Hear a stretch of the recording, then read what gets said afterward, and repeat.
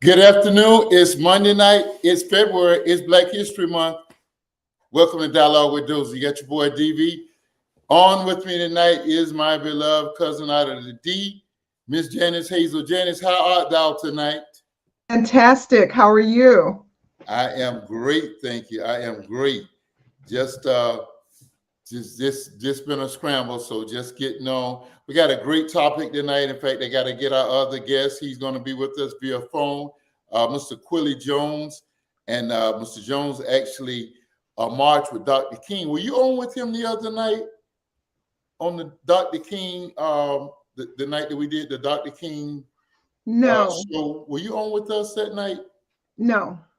Okay, well, he's joining us tonight. I just got to get him here by phone, and so excited to have him here.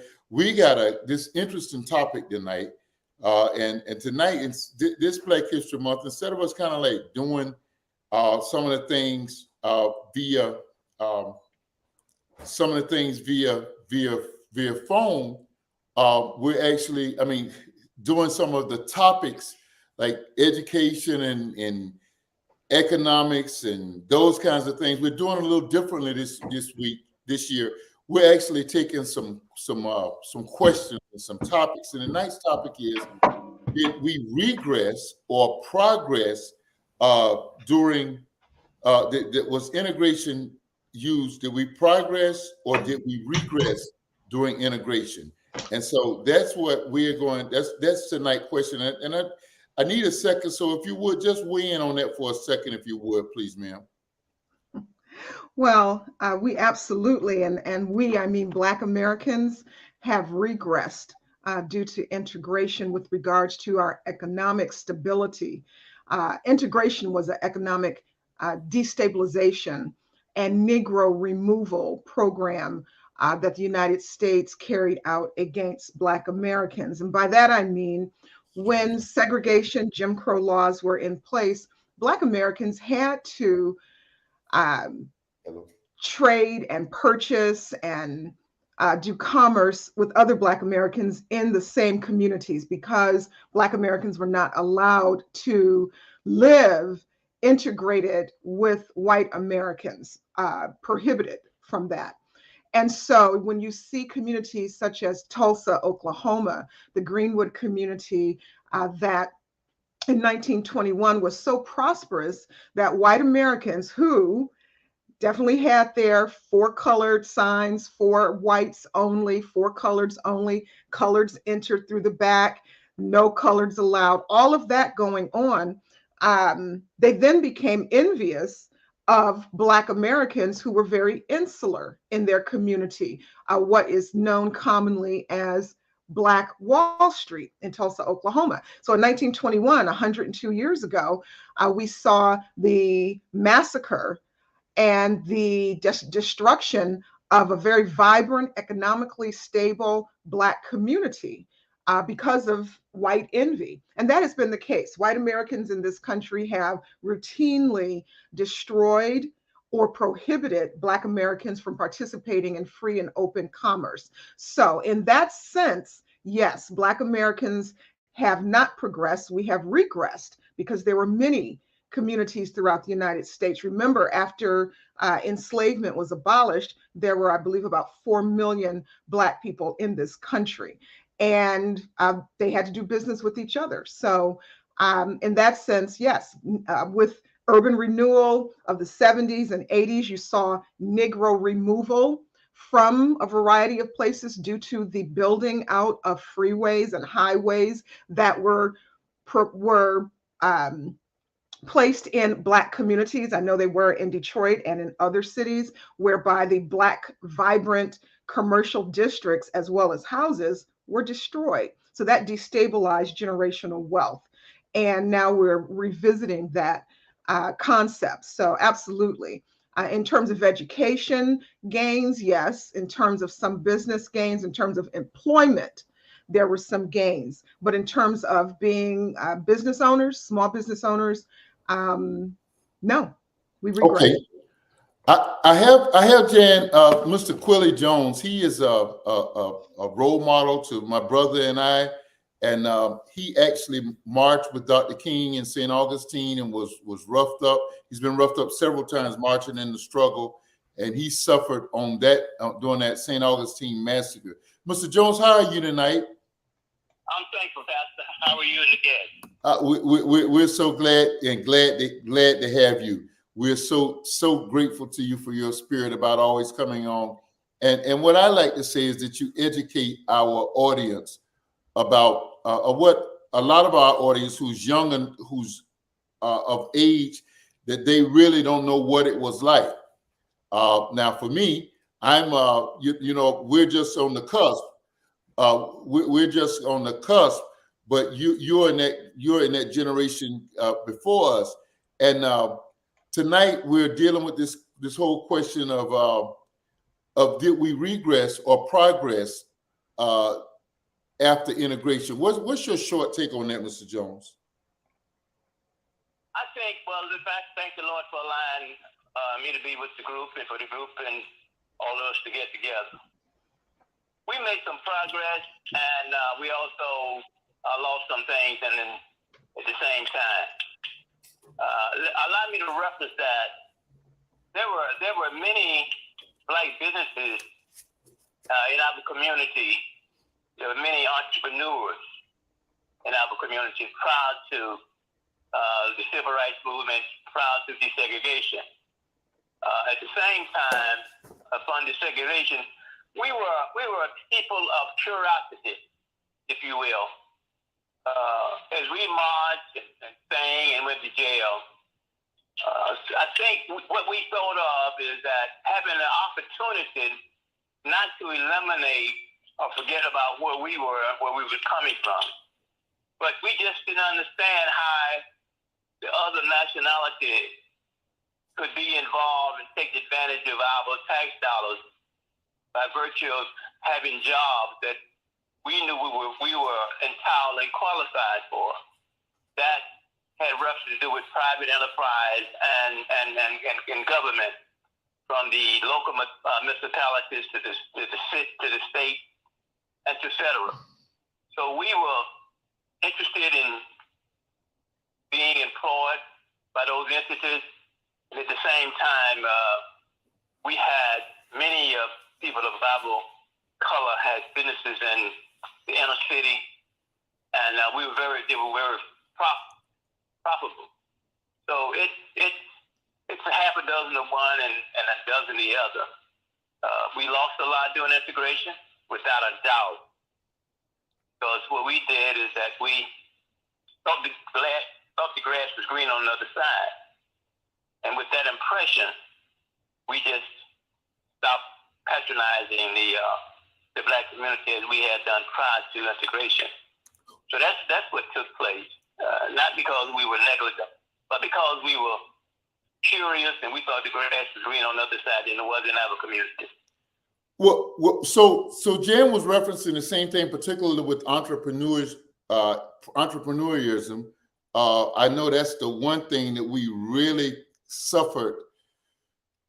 Was there an expectation, panel, that assimilation was supposed to bring us all in, and it was going to work, that we would be patronized, people would come to our side of town to patronize our goods and services, as well as we would get a chance to go across the bridges in Jacksonville, or go across the I don't know, Fort Lauderdale, go downtown to their businesses, or out to the suburbs, to the shopping malls. Was that an illusion that we had, that we could actually go out and that people would come over to our side of town and we would go over to the other sides of town that we were prohibited from in the first place? Was that the illusion that we existed under when we fought for integration economically? No, that wasn't the illusion. We did not think of terms of anybody entering our community and providing the economics that we were eager to find out how the economics was on the other side. As a matter of fact, the economics that we were interested in and taking place in and getting involved in was making more dollars. we felt like what we were making was pennies, and they were making the dollars, especially from our tax dollars, and we were not having opportunity to partake in that entity. So as integration took place, and as we became acquainted with certain people, then some of those people began to come to our community with many of us. And once they came to our community, they found out how we were living. And for an example, the restaurants that they would visit was very impressive with them. They didn't realize how the food was as tasty as it was. And during that time, the food in the other communities wasn't as tasty as the food was in our community. But we were curious. Out of curiosity, we wanted to have the opportunity to do the same thing everybody else was doing and taking advantage of everything everybody was taking advantage of. Integration was an interesting phenomenon. We weren't so interested in eating with people. We were interested in having an opportunity if we chose to. There were many people from different nationalities would come in and they would be welcomed with the open arms. That we as those of us who were living in the United States would work extremely hard, making less money than everybody else was, not having opportunity to work, earn, sleep, and travel as other people were. So our concern was, why don't we get the same opportunities as everybody else? Farmers or whomever. Our parents went to World War I and II. Some came back home, some didn't return home. And as a result, we just didn't have that opportunity because for some reason there were people in charge of making decisions about our lives that did not have the interest and the love or the respect for us. So we just had a hard road to plow. So let me ask, and let's keep cognizant that we're reaching a stream of viewers who can't even fathom what we're talking about. They can't fathom in Jacksonville, Ashley Street was our main commerce in the Black community as far as going to get clothing or shoes or those kinds of things. That whole little area was where the three Black theaters were. They have no idea. Those places don't even exist anymore. Here in Fort Lauderdale, you have Six Trunk Corridor, which there has been a massive resurgence by some of our African American entrepreneurs and politicians here to maintain that, and even big businesses. Florida Blue has come in and sponsored a building that is the YMCA and the Big Brothers and Sisters Club, and they have their moniker on the front. It's called the Florida Blue Building. And that whole area, a former politician, former state senator, has opened a business that's booming, and it has made that really prime place to go. But Mr. Jones, in Jacksonville, we had Ashley Street was a place, Florida Avenue, Myrtle Avenue, and Detroit. And Janis, where in Detroit? Where was the big place in Detroit that we that were predominantly Black, where we came to shop? Well, when our aunts and uncles moved here, grand aunts and uncles moved here in the 1940s with the Great Migration, and then my parents moved here in the 1950s, the areas that were predominantly Black commercial corridors were called Black Bottom and Paradise Valley. That's where there were ballrooms, dining establishments,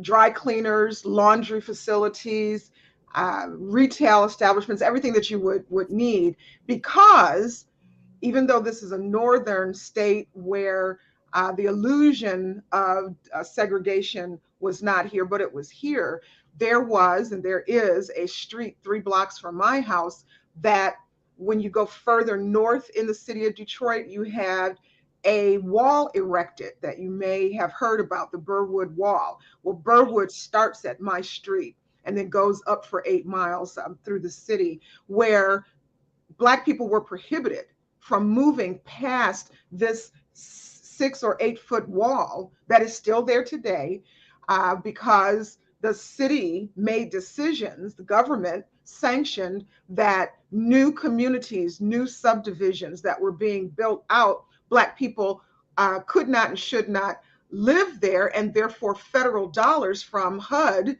the Housing and Urban Development Agency, we Black people were not able to get those federal loans, whereas white residents were able to. So that right there was not a level playing field. But the Black areas that were destroyed with the onset of highways to move whites, when we had white flight in the city of Detroit and many other urban centers out to suburban areas as they were being built out, which is what left Black people who were had lower incomes in the center cities, the inner cities as they're called. So what is known commonly as Black Bottom and Paradise Alley no longer exists. Artifacts of it exist, and there are many of us trying to preserve some of those spaces throughout the city of Detroit, places where Black people recorded music even before Motown. There was the United Sound System studios where lots of music was recorded. And so those things are still, the government is still trying to destroy these historic Black historic areas by saying, oh, we need an off-ramp of a freeway there. Therefore, let's destroy this historic building or studio where people like Isaac Hayes, Aretha Franklin, Berry Gordy, the Miracles, before Berry Gordy created and built out Motown Studios. All of that happened at United Sound Studios. So we had those areas throughout Detroit, the areas that were sanctioned for Black people, but we couldn't move beyond them. You know, in my lifetime, I have not had to encounter a sign such as this. I don't know if you can see it, colored entrance only. It's an artifact that I got, that I have on my front door, which is very interesting when I have a white contractor come to my house and they are very offended or freaked out, don't know exactly what to do. And they've actually said they didn't know if they should come in because it says colored entrance only. And I've said, well, now you know what it was like for my parents who had to enter only in the colored entrances. Those artifacts I did not have to go through, but they were around at a certain point. To certainly ask our elders about that. And just going back to what Mr. Jones said, I agree with him on the integration and the hopes and dreams that the others, which were white Americans, did not have the same hopes and dreams of integration. It's not separatism in a classic sense. Black people wanted to benefit from integration in the workplace, in the education place, in travel, as Mr. Jones stated, in public and private institutions that shape opportunities. But largely, Black people still wanted to live amongst Black people, such as white people, Asian people, Hispanic people, other subsets of white people, Germans, Italians, Greeks. You know, if I look in the city of Detroit, you have still specific areas of the city of Detroit where specific ethnic groups live and group.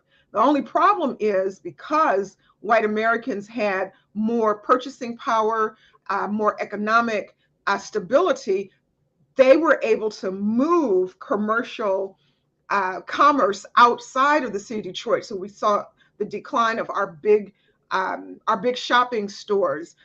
Similar to a Macy's, we had Hudson's. At one point in time was the largest and tallest retail department store in the country. Hudson's great Thanksgiving Day parade was unparalleled in the country in the early 1900s, mid 1900s, but it closed. And then you saw other smaller retail establishments closing in the city of Detroit. Now, the first mall in the United States was in Southfield, Michigan, which is a suburb of Detroit. It's just right across 8 Mile Road. We always hear about not crossing 8 Mile. It is across 8 Mile Road. First mall and the first model of a mall in the United States. But once we started with the mallization of American cities, and certainly Detroit, all of that retail left, and then grocery left. And then now we have food deserts in the city of Detroit. Virtually no chain grocery stores. We do have one that recently located here about 7 years ago. But other than that, Black people have to go outside the city of Detroit to get fresh food, vegetables, meats, because the grocery stores have moved out along with other retail. And so, as Mr. Jones said, we thought that food was better. We still, because of racism, not invoked upon by Black people, but by white Americans, the racism that exists in a lot of Black people's minds is the ice cubes are colder where whites are. The food is better. The retail, everything is better where they are. Therefore, we go and we have trade and commerce in those communities, which leaves our communities with no trade or commerce. So, Mr. Jones, let me ask you this, and I may need to hold. We're going to talk about residents and education on the other side of the break, which is rapidly running up on us. But were you arrested in downtown Jacksonville for trying to integrate the Morrison's cafeteria, which is right across from Heman Park? Jan, are you aware of Morrison's chain, Janis? No, I'm not. I think that's kind of a Southern tradition. It's now Piccadilly's. Were you arrested in that, Mr. Jones? He's a pioneer in the civil rights movement. Janis, Pastor, let me respectfully agree with Janis. Janis said it like it couldn't be written. The Lord allowed me to be involved in the era when we had to go to the back door. And there was colored water and black water. And then we had to go to a window when it wasn't a door. Yeah. So I'm 83. The Lord blessed me to be 83. So I'm not sure how old your parents were. That's the era we had to sit in the back of the bus. And we couldn't enter the bus until white folks had entered the bus and taken their seat. To answer your question, Pastor, yes, I was marked, sit in, coffee poured all down our back, hot coffee. Wow. Sit on, arrested many times for just wanting to eat. And what it was is that they was trying to program us and psych us out to turn around by arresting us and whipping us with axe pounds and belts or whatever. And law enforcement would stand aside and sometimes turn their back and we would accept the abuse. Arrest was just like getting up in the morning. We knew we were going to be arrested, and that didn't bother us. But what did concern us was that how those young white boys would be encouraged to abuse us, and we didn't like any of the abuse that we were receiving. But we understood what the goal and the objectives were, and what we did, we accepted that. The Lord brought us out of that. So, in accepting that, we found that economic development was the key factor. When we across the nation, when we had Black folks to stop spending money in those stores that made a difference, whether it was department stores, restaurants, or wherever, we at that time didn't deal with the budget. We got paid $75 a week, and we spent $72 a week. Yeah. That means that we had only $3 left, and we had to skim and grim as to what we can do with that and getting our kids some means of getting to school and lunch money. It was not free lunches then. So, we had to do the best we can by taking a brown bag. We're going to continue this. This is a hot dialogue. Hey, Mac, tell somebody about this one tonight. This is a hot one. It's just a shame that we have a general in the civil rights movement and that can lay down all of this history. I remember the white and the marble. I mean the marble and the refrigerated water fountains. But I'm gonna give you my story of integration in the food market on the other side of the break. I'll be right back. We'll be right back to join the dialogue. Hang on, everybody. It's a good one tonight. Talk to you in a minute, Mac.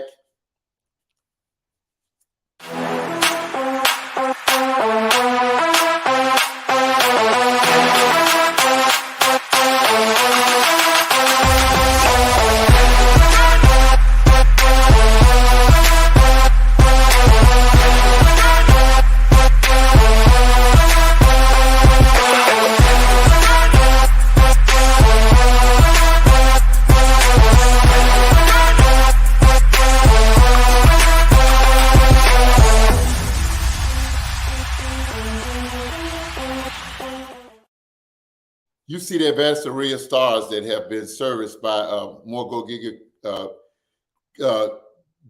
creations.com. What a fantastic job they do. Listen, Janis is pretty. Mr. Jones is a distinctive looking gentleman.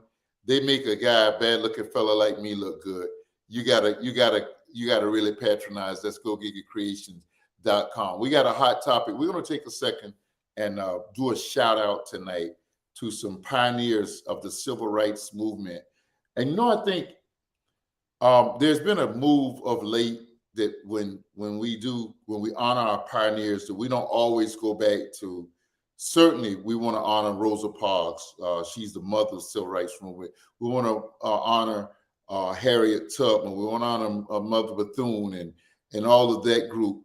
But there are some recent people who have done some things and made some sacrifices for some of the things that we are enjoying right now. For instance, Colin Kaepernick.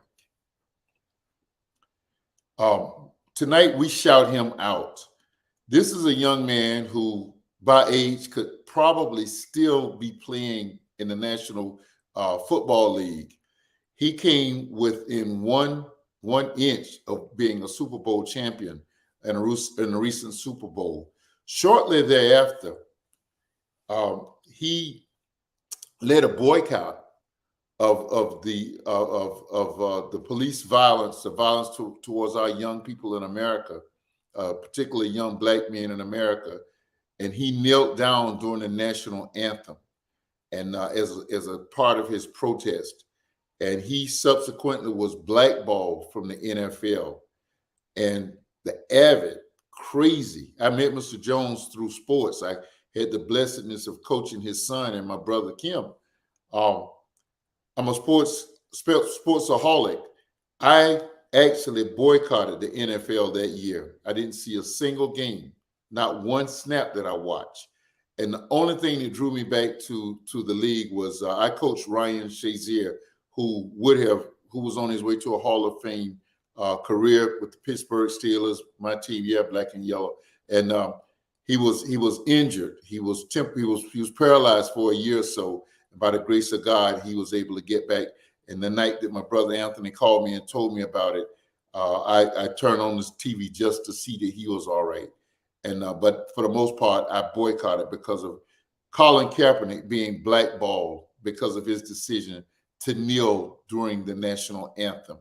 And it's been about 8 years, and he's had one cursory tryout where I understand his skills had eroded somewhat, and nobody would even bring him on as a backup because he knelt during the national anthem. Now, we're going to talk about that in a minute, and I'm glad Mac is here because he's a former Marine. Also, we want to shout out tonight, the dialogue wants to shout out Kurt Flood. Kurt Flood's protest was not necessarily a protest of color, but it was a protest of economics. Because of Kurt Flood now, every sports league has free agency. That means that when you sign a contract, when that contract period is up, you have the opportunity to opt out of your contract and go play for another team. You got the opportunity to find the dollar, to find the best deal that works for you. And he was blackballed just like Colin Kaepernick. And he was blackballed, and because of his being blackballed, he ended up moving to Costa Rica, where he lived on a very shoestring budget. In fact, he moved down there because the cost of living was cheaper. But people like that made sacrifices to make life better, and we're grateful for them. Colin Kaepernick, man, I salute you. To the memory of Kurt Flood, we're so grateful. I Googled Colin Kaepernick last night to see what his net worth is. It's nothing compared to what it would have been if he was still in the NFL. And if he was in the NFL, he probably would be nearing the end of his career, which, because he was a starting quarterback for a Super Bowl team, he probably would have had the opportunity to have made somewhere in the neighborhood of north of $150 million. His net worth is significantly shorter than that. And thank God for Nike that a contract with them keeps him afloat. I've often said that Black billionaires should have come together and given him a portion of what an NFL contract should have been because of his contribution. Colin Kaepernick, the Dialogue salutes you, man, and we salute you also, Kurt Flood. Listen, I want to take a second and ask our guests tonight. You heard what was said, and last night was an awesome Super Bowl game. The game was awesome, and it was history making on many fronts. First time that two brothers faced each other, the Kelsey brothers. First time two Black quarterbacks started, and I want to say their performance was par excellent. They've said for years that Blacks couldn't play quarterback because they were not cerebral enough to read defenses and make last-minute calls and those things. And this set of brothers, well, it's like anything we do. You give us the shot, and we'll show you what we can do. And we don't have to show you because we don't have to prove ourselves. God he put genius, he put athleticism, he gave us all of these opportunities. The reason that we have been held out is because people know that we're superior in so many instances. This is not Dr. King said a doctrine of Black supremacy is as evil as the doctrine of white supremacy. I'm not espousing Black supremacy. I'm just saying that the doors have been locked on us for so long. And once they were open, this is why they held us out so long. Last night, now, and I'm going to ask you all with detour for a second from the topic. Last night, the halftime show featured Rihanna. And Rihanna, and I want to shout her out also because Rihanna was asked to perform at the halftime show, and I'm sure her salary was upwards of $1 million for her performance. There is no salary. You do not get paid to perform. You do not get paid to perform at the Super Bowl. The Super Bowl and its infinite wisdom, if you will, believes that they're giving you the largest platform in the world. And many, many people like The Weeknd have paid millions of dollars to perform, to set up their performance. So she did not get paid. She did it as Apple didn't even. I understand the league not giving her anything, but Apple does not give her anything. They make endorsements from it. She's going to release an album soon. Therefore, it is a free publicity for her. But the NFL does not pay individuals when they perform. Yeah, I get the league, but the sponsoring agent. Hey, Linda, the sponsoring agent. You mean to tell me they don't? Individuals who perform, who are invited to perform for the Super Bowl, do not get paid. Period. But they don't get paid by the NFL, by the networks that carry it. They don't get paid by the various advertisers. They don't get paid. It is a promotion. So let me ask you promotion only. Let me ask you this. Apple sponsored that.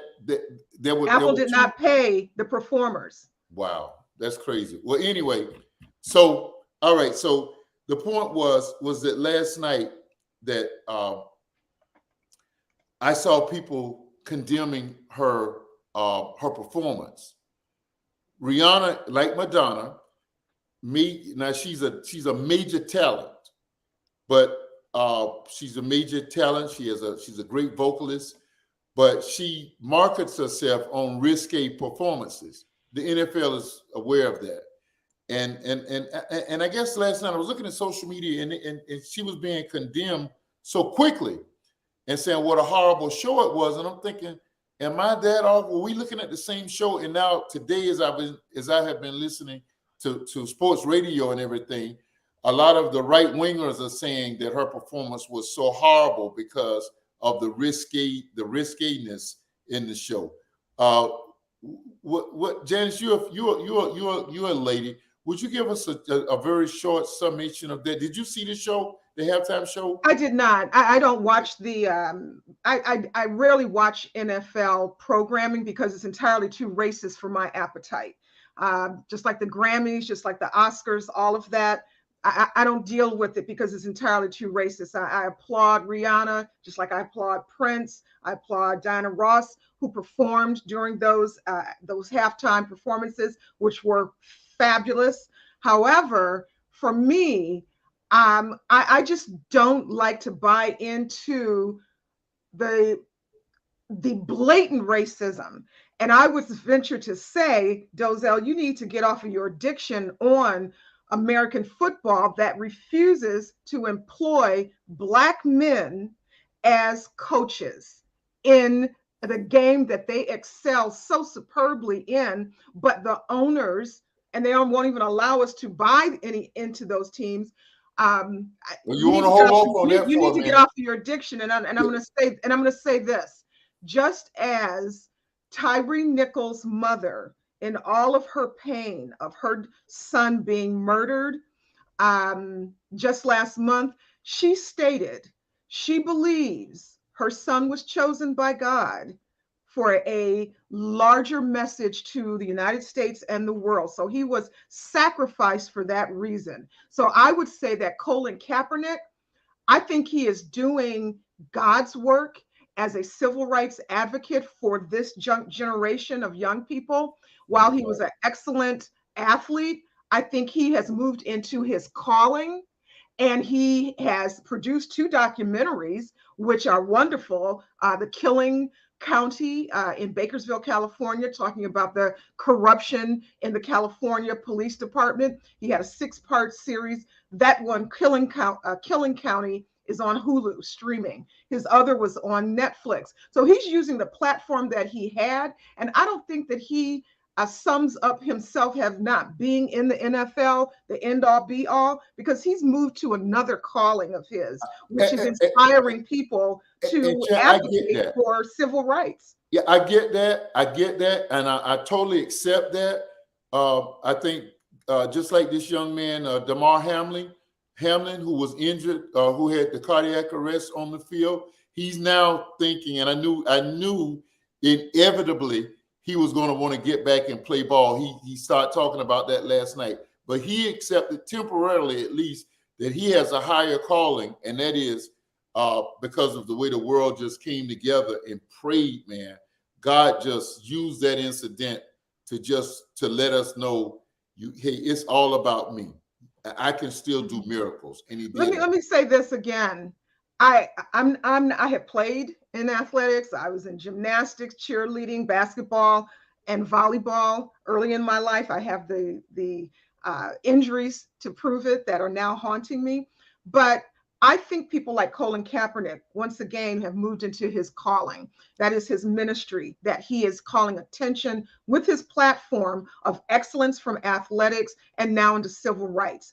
I had the extreme honor of having a relationship, a wonderful friendship with Muhammad Ali, and to talk with him about what he did, before I guess I was born at that point in time, but I was a child, when he stood up against the United States government, when he allowed his belt to be taken from him, quote unquote. We know who won, so you can't, defrock him.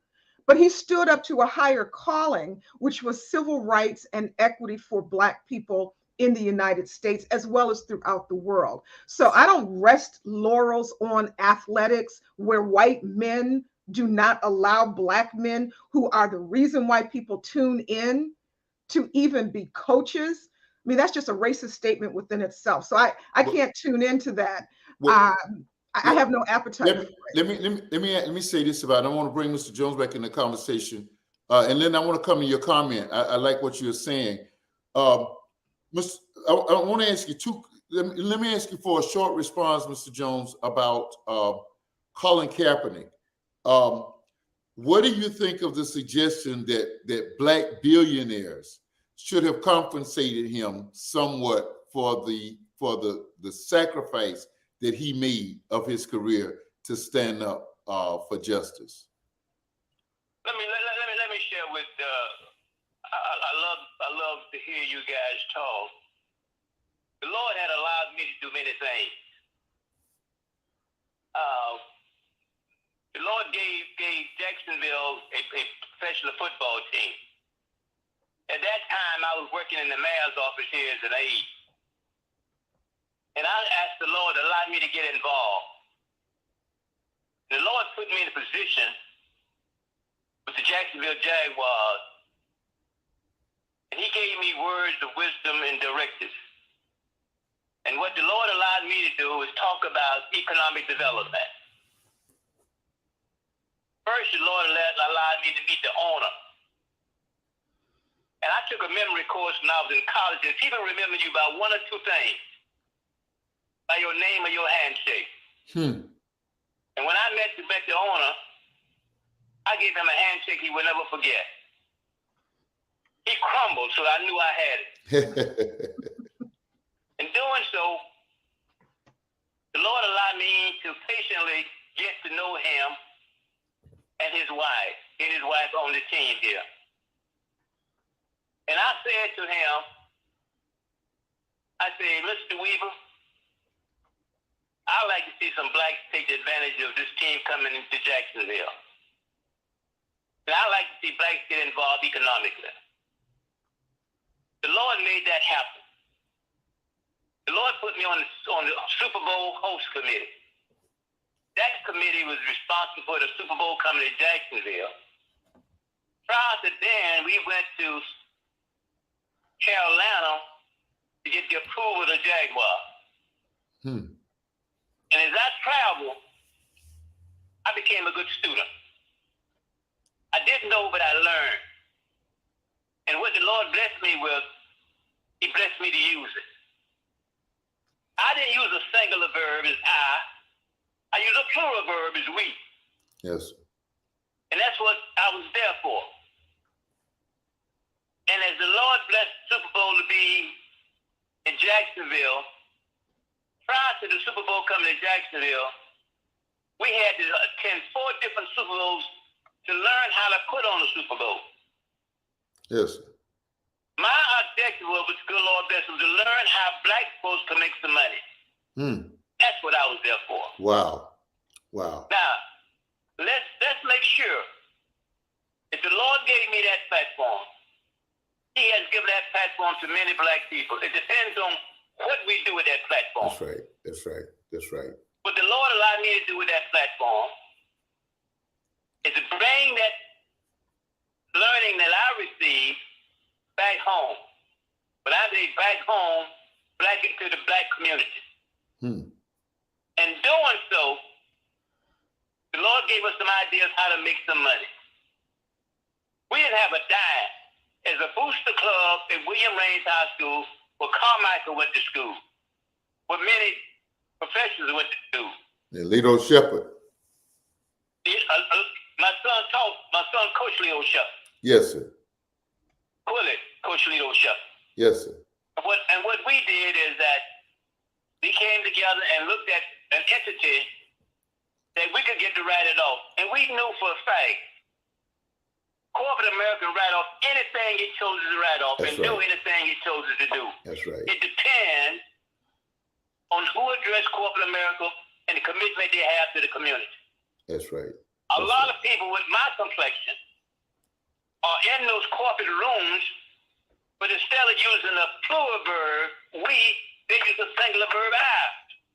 Well. And as a result, we continue to catch more hell or as much hell. Wow. So what the Lord allowed us to do is use the plural verb we. So we knew when we made a presentation to the Super Bowl Inner Committee, which was Commissioner Paul Tagliabue. I knew if we were going to get anywhere, I had to get to know him. Yes. And when the Lord put me in a position to meet him, I gave him a handshake he wouldn't forget. Then I spelled my name to him. Then I found out he was from Georgia. I'm from Georgia. I talked about picking cotton. He talked about picking cotton. Wow. I said to myself, then I got it. Yes. I got the ear. He bought into it. The idea of us having an extravaganza in the black community during the Super Bowl week. There was a gentleman who was player representative. His name was Gene Upshaw. Right. Former player stopped by my office one day because he heard about what we were doing. And he gave me Gene Upshaw's telephone number. Never met him in my life. Didn't know him. I called Gene Upshaw for a week. I left my name, and my name was Q. I knew he would remember the alphabet Q. I knew he remembered that. And he finally called me back. During that time, there's a store in Jacksonville by the name of Kmart. Kmart was part of Sears and Roebuck. I didn't know that. I learned in listening, and the Lord put me in a position to understand how corporate America works. Janis, a lot of times we're in the boardroom and we don't help each other. Wow. We become personal Uncle Toms. And I don't like that. I don't like the verb. I don't like the noun I. Yes. I like the plural verb. Yes. Plural noun, we. I love that. I love that. In doing so, Kmart helped us make contact with the company out of Atlanta. We knew what we wanted, but we didn't know how to go about getting. We knew we needed an outside hotel. Outside hotel consists of a tent that looks just like a hotel inside. The Lord put us in touch with a company in Atlanta. We received it by virtue of donations. Didn't have a brown penny, but we did it in the name of the school. For the high school booster club. Wow. We made money. Gene Upshaw came, brought $10,000 from the Player Association. Wow. Gave it to the school. The mayor came by and other dignitaries came by. We said the only thing we wanted to do was help black children. Lord bless us to help black children. I can tell you right now, we're going to continue this topic because the clock is slapping us quickly upside the head. We may not be able to do it next week. Next week we are scheduled to talk about blacks in the criminal justice system. And right now, if everything lines up, we're going to have Sabrina Fulton is going to join us, Trayvon Martin's mother, and some other victims of black on black. That's not black on black crime, but some other mothers who have lost their children to black on black crime or police interventions. This is too great of a topic for us to cut it off in 7 minutes. I do want to. I'm going to address what you said, Janis. I heard what you said. I heard you. Let me follow up on what Mr. Jones said about Kmart. Yeah, can we make it within a minute because the clock is on us. I want to answer our. I'm going to preface it by what Frederick Douglass said, which is power concedes nothing without demand. Never has and never will. Kmart is a Michigan company founded in 1899. And so when he talks about 2005, I believe, when Jacksonville got the Super Bowl, Kmart was independent. It merged with Sears in 2005. And as he stated, you had to ask for Black companies to do business with the Super Bowl. Back in 1999, worked with our Detroit Visitor and Tourism Bureau to bring in 2006 the Super Bowl to Detroit. And so I helped to write the marketing plan, and I worked with the Super Bowl site selection committee. And again, power concedes nothing without a demand. Detroit is the largest Black majority city in the country, over 500,000 residents. We have about 625,000. And back in 1999, we had to demand that Black companies, vendors for any and everything that was needed with the Super Bowl, venues, caterers, florists, which, you know, my mother had a florist company after she retired, well, while she was working as a social worker. So the NFL has never done anything altruistically for Black people.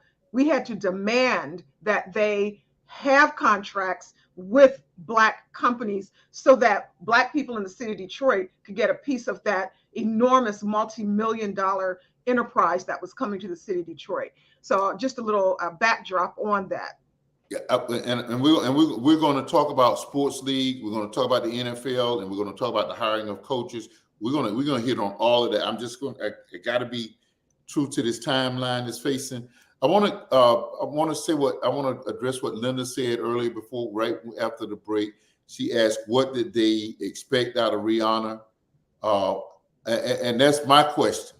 Now, as a minister, and they used to call me hip hop Rev because I like different music. I'm not dead yet. But let me Pastor. We all know you're alive and hitting strong. Yeah, you just got. Let me say, Janis, I didn't say what I said about Kmart. You endorsed them. I just gave the reference to what took place. But Janis, I found out Kmart had the vice chairman was a Black boy during that time, and one of the people on the board was Dick Cheney, who was vice president of the United States of America. So I don't endorse companies when the Lord put them in a position to help us. I don't endorse them. I just give the history for it to be taken from there and move on. And there aren't too many companies that support our ideals and work and our needs. So I don't endorse companies. I just share with the history.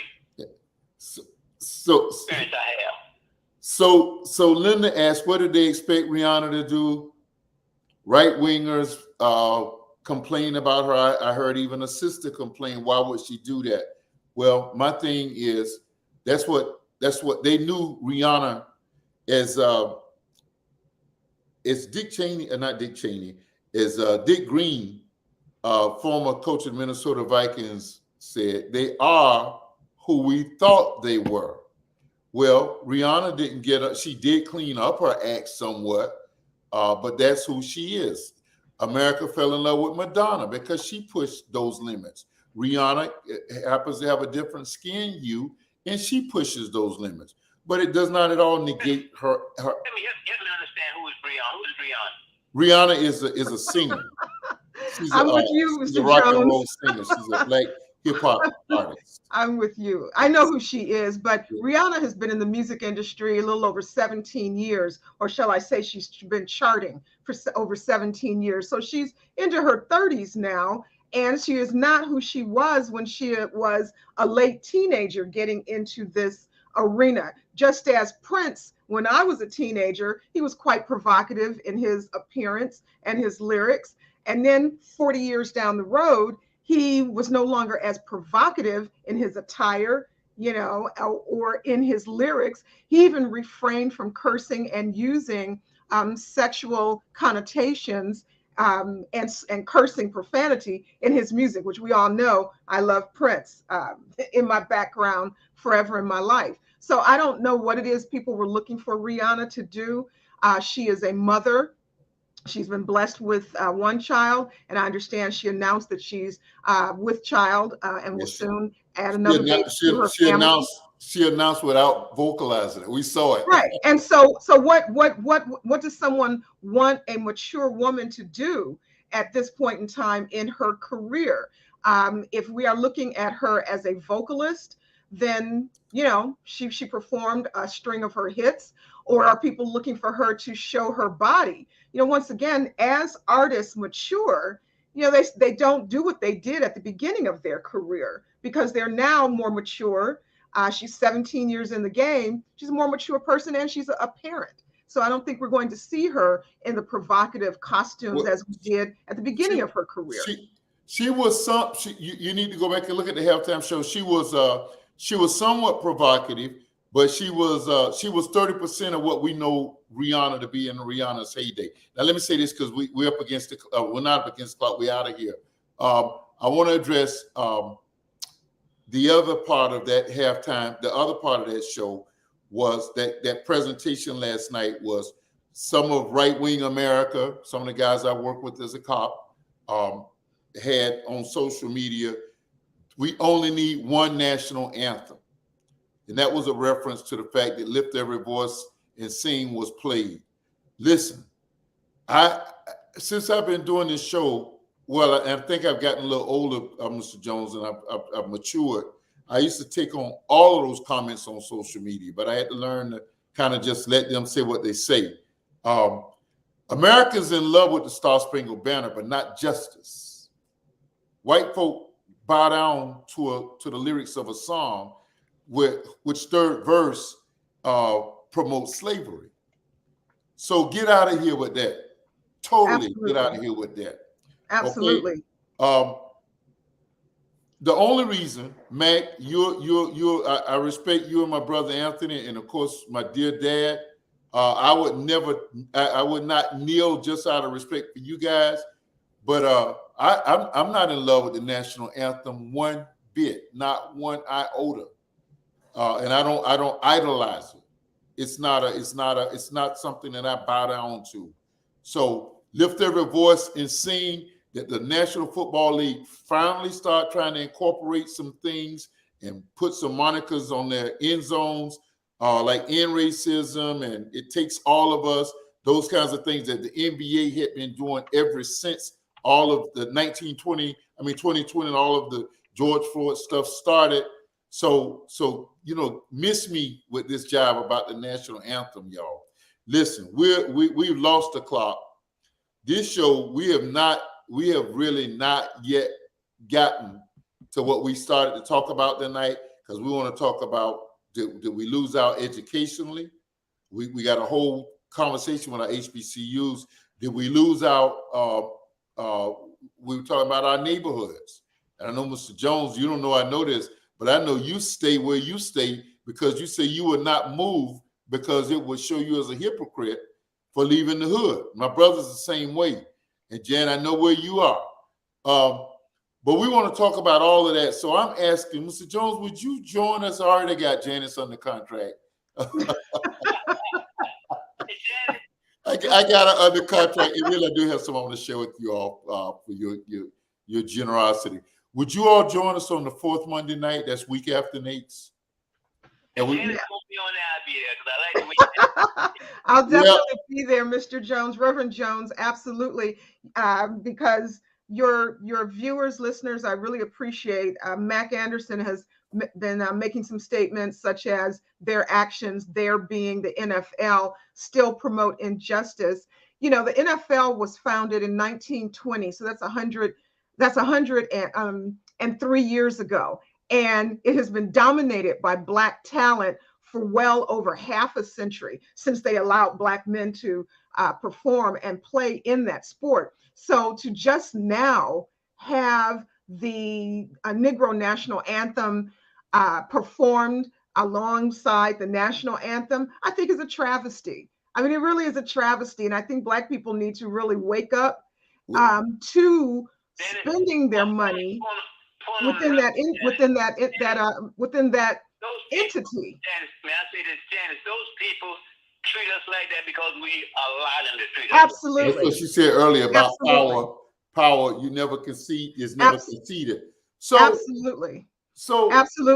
And Reverend Jones, you were a little younger than my parents, but my parents did march with Dr. King here in Detroit in 1963 when he unveiled his I Have a Dream speech prior to having it in Washington, D.C. So that my mother was a freedom rider from Alabama who participated in the freedom rides, got hosed down by fire hoses by police, attack dogs, German shepherds, all of that.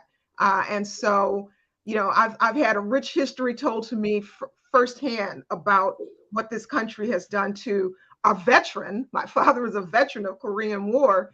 And I you know, I have my views about our country. So we're gonna pick this up week after next. We're gonna pick this up, and if we have listen, we're not gonna relegate these topics to 4 weeks that they give us in February.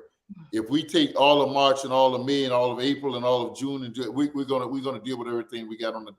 Well, Dozell, Black history is not segregated. It is American history. It is American history. You would have no America without Black Americans' forced labor to build out this country. I don't look at it in terms of just Black History Month.